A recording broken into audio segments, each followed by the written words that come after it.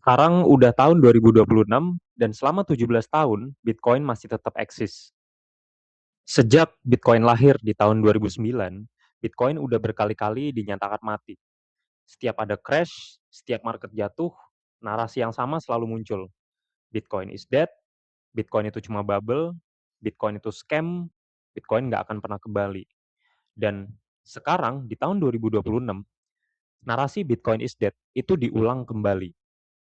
Dan ini bukan sekedar opini, tapi ini berdasarkan data. Jadi gue dapat data ini itu dari Cointelegraph, salah satu media kripto terbesar di dunia dan cukup terkenal. Dan media ini itu mencatat setiap kali Bitcoin dinyatakan mati.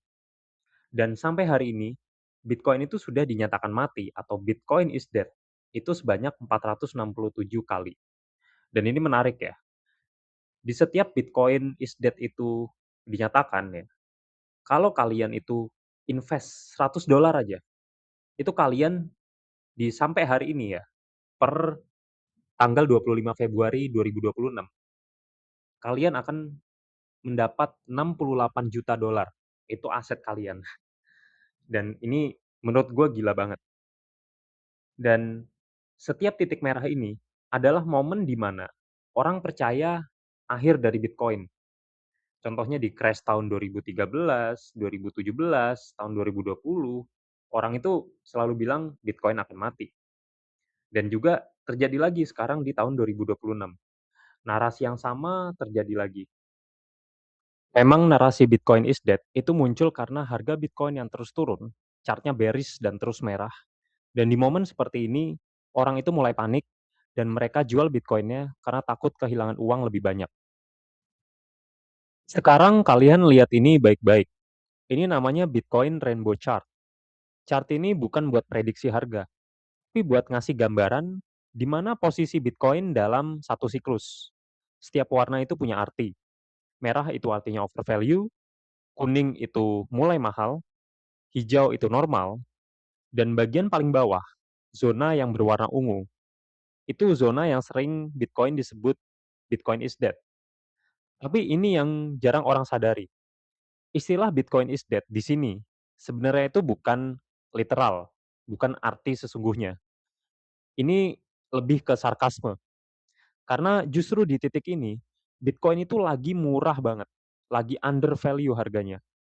Tetapi di sini ketakutan itu paling tinggi. Di sini orang-orang kapitulasi. Dan ironisnya, disinilah peluang terbaik itu sering muncul. Kalau kita lihat ke belakang ya, setiap kali Bitcoin masuk zona ungu ini, itu bukan akhir. Itu justru awal dari kenaikan harga Bitcoin. Yang paling menarik, di saat kebanyakan orang itu panik, mereka jual rugi, tapi ada orang-orang yang justru diam, nggak panik, dan malah membeli Bitcoin dalam jumlah yang sangat banyak. Sekarang pertanyaannya bukan apakah Bitcoin itu mati, tapi siapa yang sebenarnya menuju kematian atau kehancuran? Apakah Bitcoin atau mungkin uang yang kita pegang setiap hari, kayak rupiah atau USD sebagai global reserve currency? Selama ini kita sibuk takut sama Bitcoin. Ada sesuatu yang diam-diam terjadi. Tapi kalian juga harus sadar, nilai uang kita, semua mata uang di negara-negara itu selalu berkurang. Maksud gue berkurang adalah selalu turun value-nya, daya belinya. Dan itu terjadi perlahan tanpa kita sadar dari waktu ke waktu. Dan ini bukan opini, ini adalah fakta. Kalau kalian nggak percaya, lihat ini baik-baik.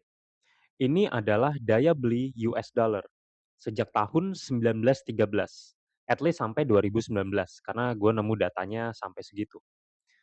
Dulu, $100 itu bisa beli banyak hal.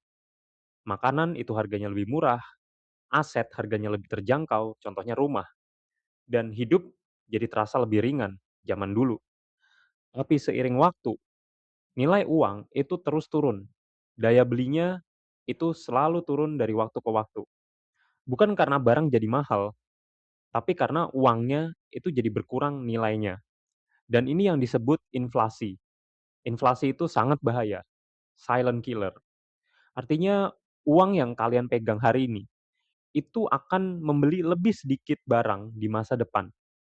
Karena kalian udah kerja keras, kalian nabung lebih banyak, tapi diam-diam nilai uang kalian itu terkikis. Dan itu fakta yang menyakitkan. Dan ini bukan terjadi cuma di US dollar. Kalau US dollar aja itu terus kehilangan daya beli, apalagi mata uang kita, rupiah. Setiap tahun harga itu selalu naik. Makanan harganya naik, rumah apalagi naik, biaya hidup pastinya naik juga.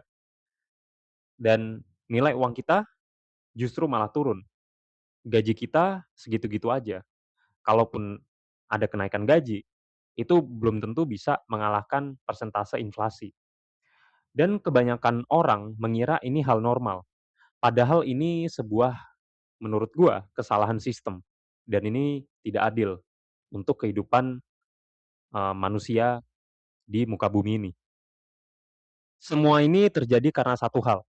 Uang bisa dicetak terus-menerus tanpa batas. Semakin banyak uang dicetak, semakin turun nilai uang tersebut. Dan kita yang masih hidup, itu yang menanggung beban ini. Beda dengan Bitcoin. Bitcoin itu tidak bisa dicetak seenaknya. Jumlah Bitcoin itu terbatas, hanya 21 juta, dan ini berlaku selamanya. Jadi ketika kalian dengar lagi narasi Bitcoin is dead, ini bukan berita buruk. Justru ini adalah kesempatan. Karena sejarah sudah berulang kali nunjukin, setiap kali Bitcoin mati, justru disitulah harga sedang paling murah. Disitulah ketakutan orang-orang itu paling tinggi. Dan disitulah kebanyakan orang membuat keputusan yang salah. Mereka keluar di saat seharusnya mereka itu masuk. Seharusnya mereka itu beli, karena harganya murah. Tapi justru beberapa orang, ini orang-orang kaya ya, malah melakukan sebaliknya. Mereka malah masuk dengan jumlah uang yang sangat banyak di saat harganya itu sedang terdiskon. Karena pada akhirnya Bitcoin is dead itu sudah terjadi ratusan kali. Dan setiap kali itu Bitcoin selalu kembali. Bitcoin lebih kuat, lebih besar, dan lebih tidak bisa diabaikan. Jadi mungkin yang benar-benar mati itu bukan Bitcoin, tapi kepercayaan kita pada sistem keuangan lama. Dan kalau sejarah terus berulang, pertanyaannya bukan apakah Bitcoin akan mati, tapi apakah kalian akan ketinggalan kereta lagi. Thank you buat yang udah nonton. Jangan lupa subscribe, like, komen, dan share ke teman-teman kalian kalau kalian merasa video ini menarik dan bermanfaat. See you in the next video.